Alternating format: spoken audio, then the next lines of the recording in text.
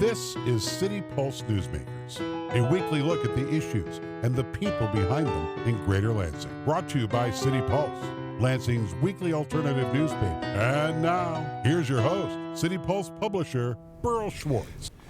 Good morning. The elections on Tuesday in Lansing and East Lansing produced some surprises. Later in the show, we'll talk to Adam Hussein, who upset the incumbent Lynn Bowles in the 3rd Ward in Lansing. But first up, a big change in East Lansing, where the mayor, Nathan Triplett, got knocked off City Council. And we have with us today one of the people who got elected to one of the 3 open seats on the council. He is Professor Eric Altman, an MSU professor, and it's great to have you with us. Thank you. It's a pleasure to be here. Congratulations on your solid victory. It was. You were attacked by the Lansing Regional Chamber of Commerce as anti-development. Yes. You withstood that. Did that even maybe help you? I think it did. I think I wouldn't have got across the finish line without their help, frankly. Yeah. What did they say about you that was just not true?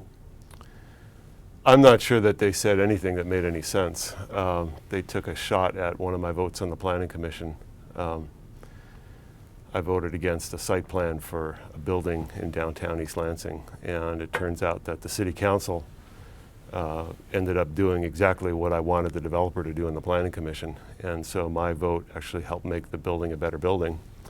And your vote on that, I think, it maybe tells us a lot about you, because I think you opposed that site plan because it was too student-oriented a building. Yeah, the building had originally been designed to be specifically for student rentals in a location that I thought and that city planning staff thought should be more flexible in terms of the demographics who might want to live there. And so I wanted the developer to go back and change the design so that it was a building that could have a real cross-section of people living there. It's right across from the road. We want to diversify the population downtown. And in the Planning Commission, the commission is advisory to City Council, so they can just make recommendations. When that plan actually ended up in the City Council, they expressed the same concerns, and the developer said, okay, since it's really up to you guys, he went back and he changed it, and so it's now a better building than it was before.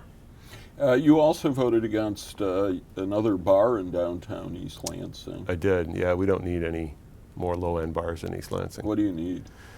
We need small, independent businesses that add things that aren't already there. And I don't know exactly what that is, but that's for the market to determine what's going to end up there. The problem is if you use up a chunk of space for something like yet another bar, then that's a chunk of space that something interesting can't go into. So there's an opportunity cost.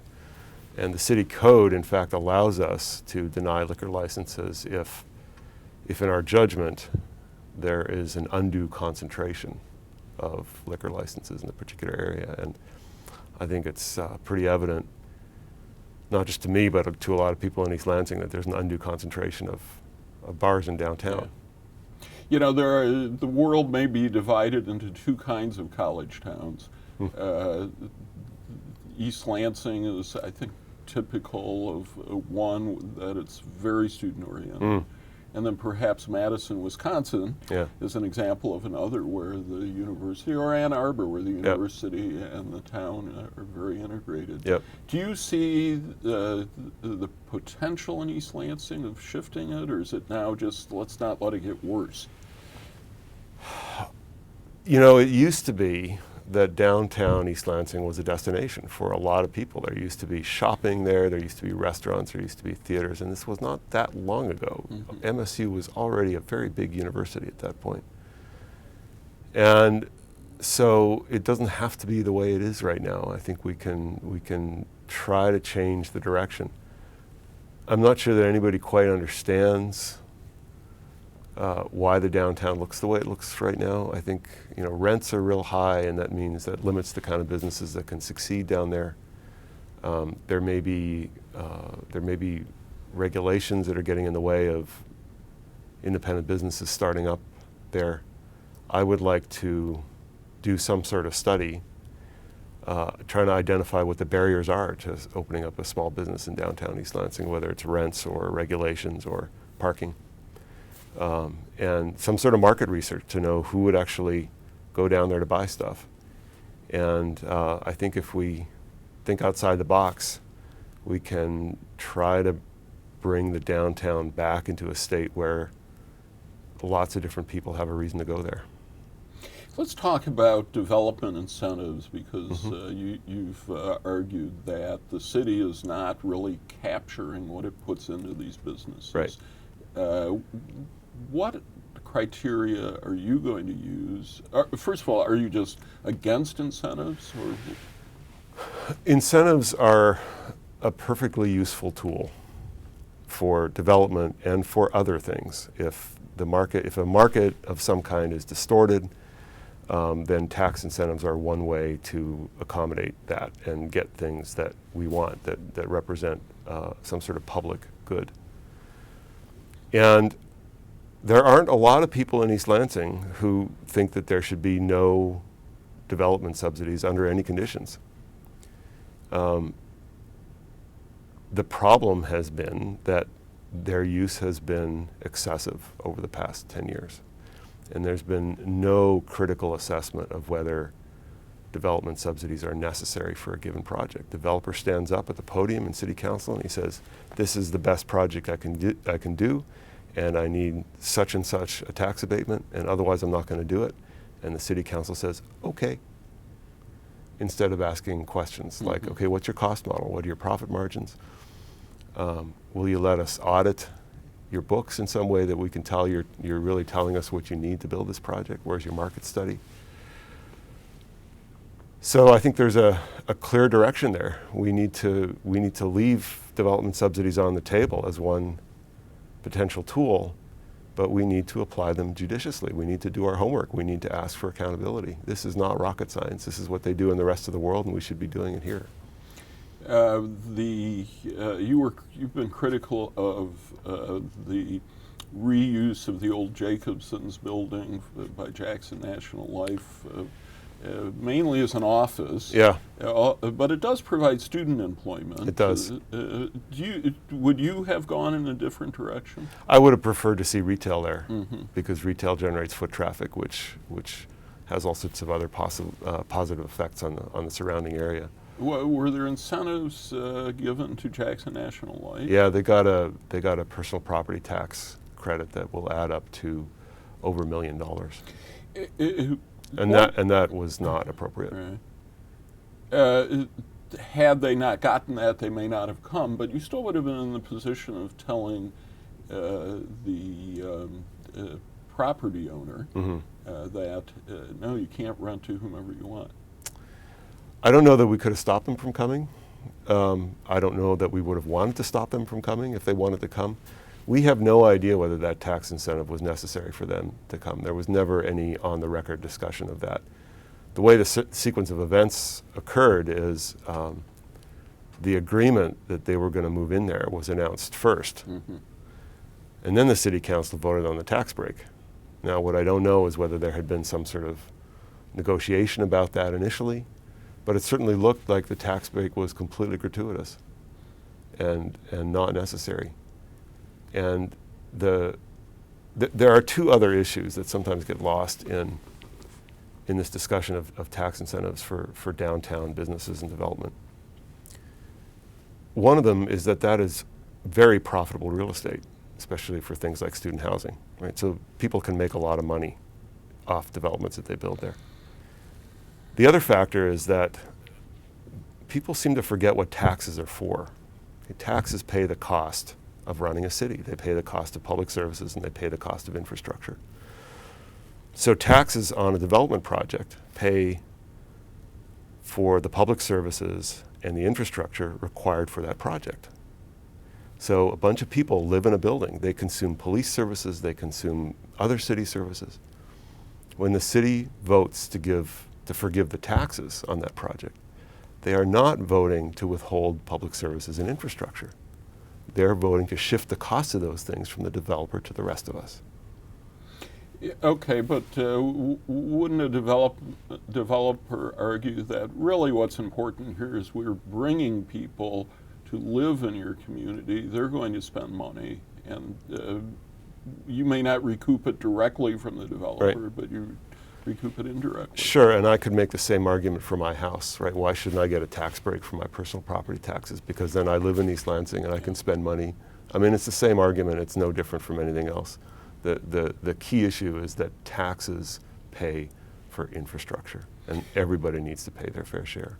The symbol of development or lack of development in East Lansing now, of course, is that corner of Abbott and Grand River where that old bank building Yes. has survived empty for, what, a decade? Yeah, at least 10 years. Yeah. What are your thoughts on what needs to be done? Well, the whole city's upset about that. It's a train wreck that nobody quite understands how it got that way. We need to do what we can to get that building into that property into the hands of somebody who can build something there. There are steps that we can take that will make that easier. One of the things we need to do is collect a history of all the mortgages and the tax liens and emails between the developer and city staff and all the stuff that's gone on there over the past 10 or 15 years, and publish that as a resource on the city webpage. And there are a couple of really important reasons to do that. One of them is that if another developer or investor is interested in building something there, they are not going to touch it if they don't understand its legal posture and what the mortgages are and who owes what. They're not going to touch it. And there's soft costs involved in trying to understand what that posture is. So we have to reduce those costs as much as possible.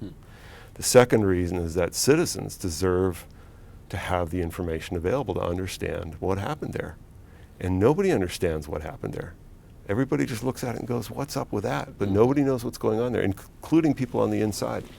So we need to lay all that stuff out there and show that we are committed to transparency at long last. And I think that that would be a really important step. Some people think that you're now the swing vote, but at least that there is now going to be a 3-2 split on development issues, and with the loss of Nathan Triplett, maybe a 4-1 split. Do you see it in those terms? I think that it is a new day, and whatever coalitions we envision before the election are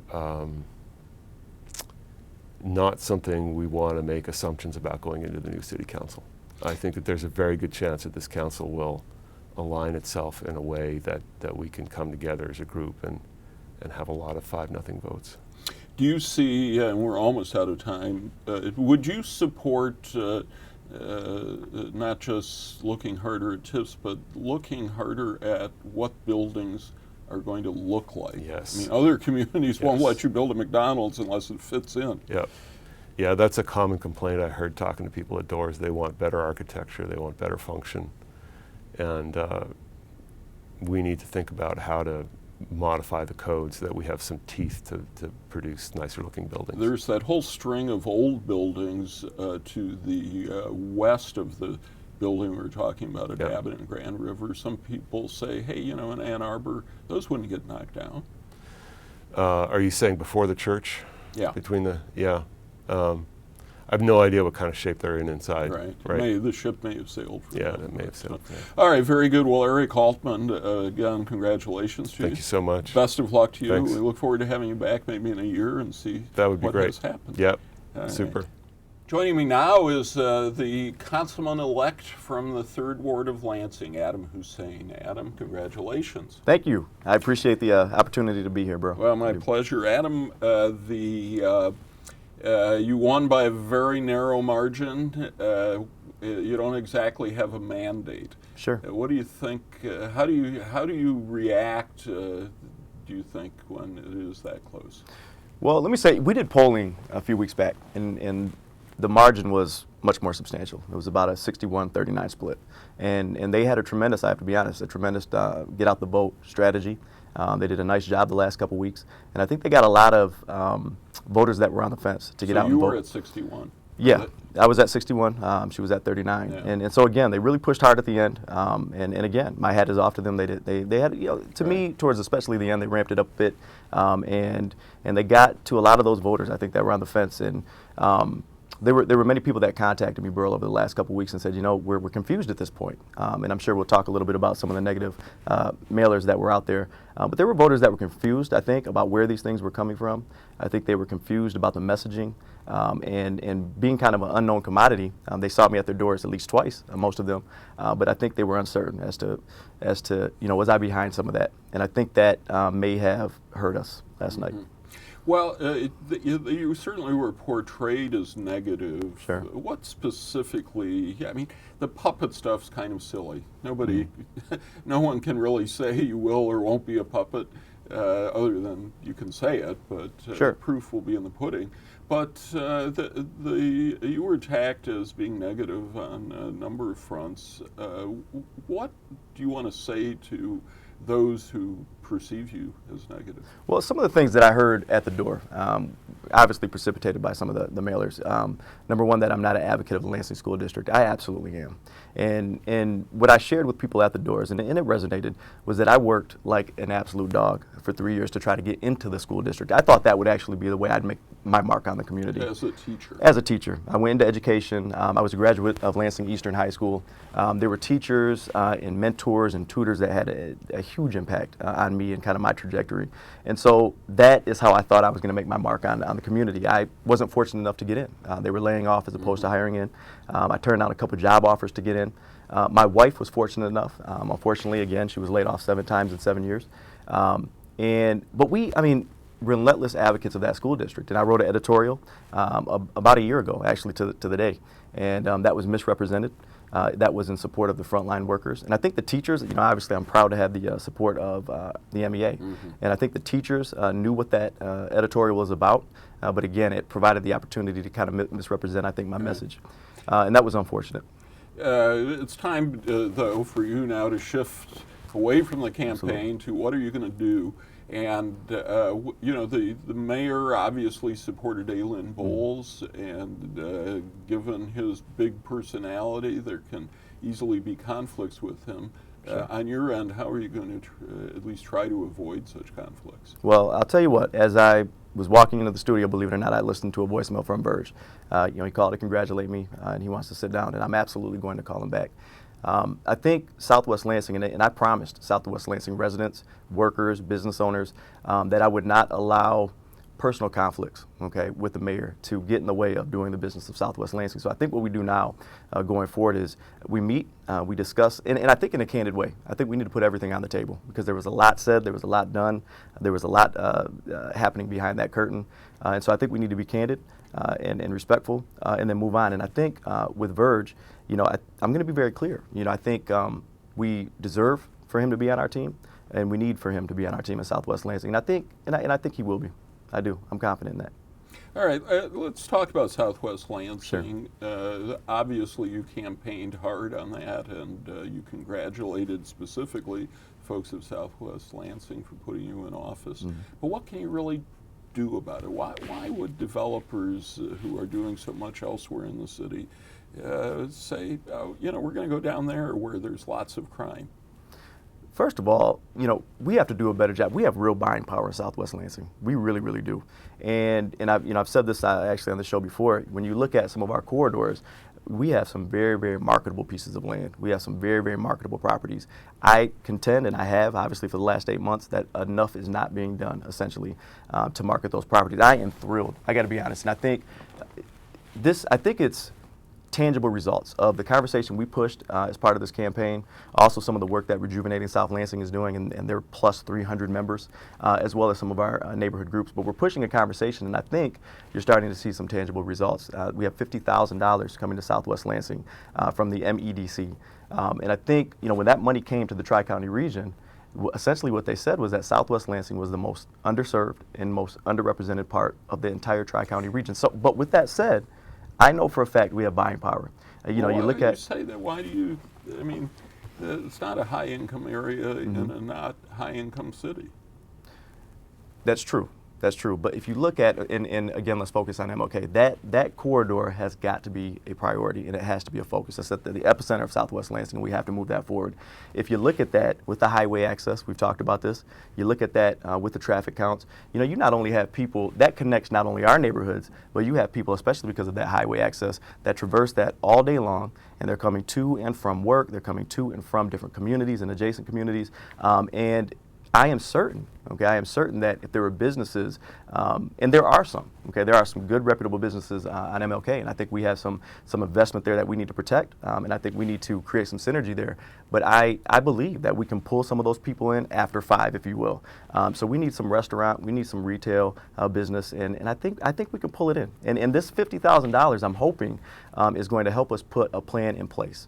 That we can really leverage to get this thing going. Who receives this grant? This is going to be executed through LEAP. Okay, so of course I'm going to be on the phone today with Bob Trezise, and I'm going to work to obviously sit down with him as well. I would love to see some South Lansing residents and some South Lansing business owners and workers be a part of that team. This is supposed to be a grassroots effort, and I'm hoping it really is. So you're saying LEAP is, or MEDC is willing to put $50,000 into planning for Southwest Lansing? Yeah, that's my understanding. My understanding is, and again, we're going to have this discussion with Bob, my understanding is the money came to the Tri-County region, okay, and then they determined that Southwest Lansing was most in need of this money. And so again, what it looks like, that they're going to spend the money, obviously, with a consulting group.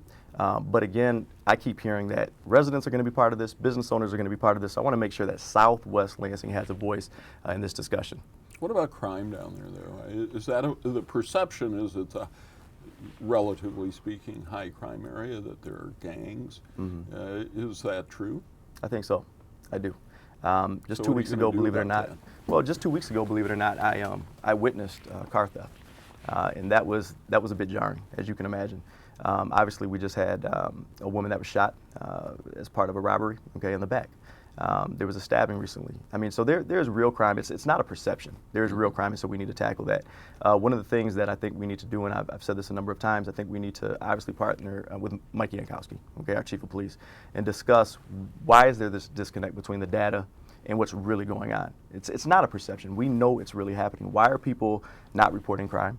Okay, why is there a disconnect between the police department and citizens?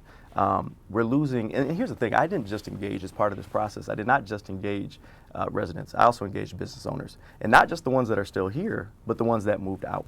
And again, for instance, Al Salas, with Lansing Athletics, I've talked to him at length, and he moved 2 years ago because of real crime, not perceived crime, and he felt that enough was not being done on that Jolly Waverly intersection to counter that crime. So again, we need to work with our partners. So and we need to come Al up has with a moved plan. his business out of Southwest? He is now in the Lansing Mall. And he said a number of times, he's doing less business in the Lansing Mall, but he can protect his workers, and that was a big piece of it. And he said, I'd love to come back.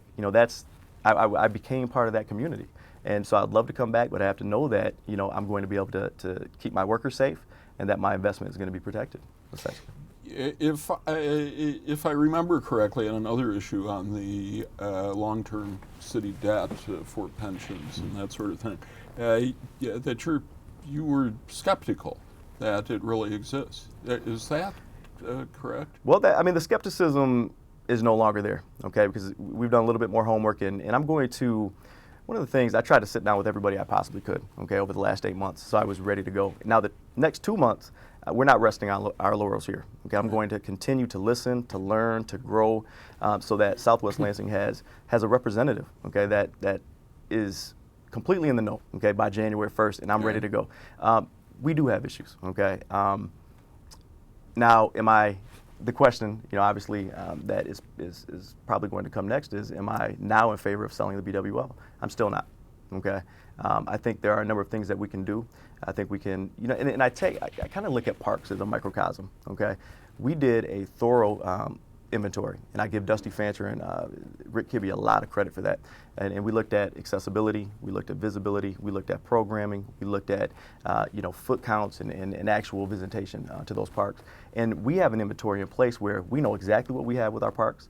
We know which ones are absolutely essential to the city and that we cannot sell off in perpetuity. And we know which ones we probably could sell in perpetuity and be okay. And we know which ones the adjacent neighborhoods would probably be okay with getting rid of. And so I kind of think we have to do that citywide. And so I've been talking a lot about kind of making sure that we have an inventory of our assets, really understanding what we have and what we might be able to sell off in perpetuity. It might be a little bit more patchwork, okay? I know we want to handle this issue in one fell swoop, but I'm not in favor of creating what I believe a huge hole, okay, by patching a hole, if that makes sense. The BWL question, of course, isn't just about the long-term deficit. It's also about, should the city be in the public utility business, and would there be that much difference in rates if it were not? Are you opposed to it on those grounds as well, or just on the grounds that we shouldn't do it to resolve the potential bankruptcy issue? No, I think a public utility is essential for us in the attraction and retention of residents, business owners, the growth of business. We are projected over the next 10 years to be the #1 population growth center. And with that, not only comes residents, but obviously businesses and things of that nature. And if we want to attract them to the Lansing area, okay, not just the region in general, but Lansing, and that's what I'm interested in doing. And I believe that Southwest Lansing could be a destination. But if we want to do that, I think having a public utility that makes decisions based on public good, not profit margin, I think it's important. I really, really do. And that's not just me coming up with that out of thin air. That's what the residents are telling me. That's what the business owners are telling me. So I've done my homework, and I really, really believe that it's essential to the city that we have that. One issue that you could be facing on city council is a casino. Sure. What are your thoughts? Again, and I've said this a number of times, bro, I'm torn on it. I really am. There's some good that's going to come, and then obviously there's some negative, some societal impact that I'm concerned about. The good, I can't shake a stick at 1,500 permanent jobs. Okay, I mean that's substantial, and potentially Lansing residents can sit in those positions, and that's fantastic. 700 construction jobs, again, can't shake a stick at that. The fact that this could breathe new life into the Lansing School District, potentially, okay, through the funding of the Lansing Promise. So there's a lot to be excited about. But we do know that casinos weigh disproportionately upon the poor, the psychologically challenged, and things of that nature. And so I'm concerned about that. I also don't know that it creates the type of synergy that we might believe it does. Typically people go to casinos and they play in those casinos, they're entertained in those casinos, they spend their money in those casinos, and then they go home. And a lot of times they go home broke. And so I don't know and I don't know if downtown is the right place, I have to be honest, for that. I'd almost be more of an advocate to have it somewhere on the periphery. All right, well, we're about out of time. Again, congratulations to you. I appreciate it. Look forward to having you back on the program. Absolutely, thank you. You're welcome. Well, that's our show for today, but you can tune in 89 FM, The Impact, at 10:30 for our radio program. Thanks so much for watching. Have a great weekend.